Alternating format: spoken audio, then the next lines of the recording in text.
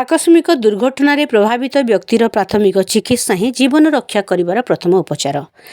आज विश्व प्राथमिक चिकित्सा दिवस अवसर में स्थानीय दयानंद पब्लिक स्कूल ठारे आयोजित तालीम शिविर में एभली मत प्रकाश पाई।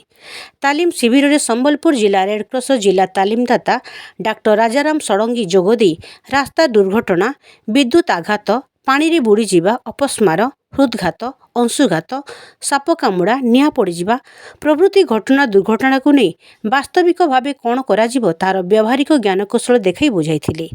प्रारंभ में अनुष्ठान अध्यक्ष ईश्वर पाणिग्राही दिवसर लक्ष्य उद्देश्य संपर्क में आलोकपात करथिले।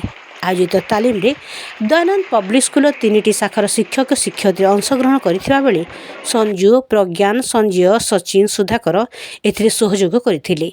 शेष में संजीव त्रिपाठी धन्यवाद अर्पण करथिले।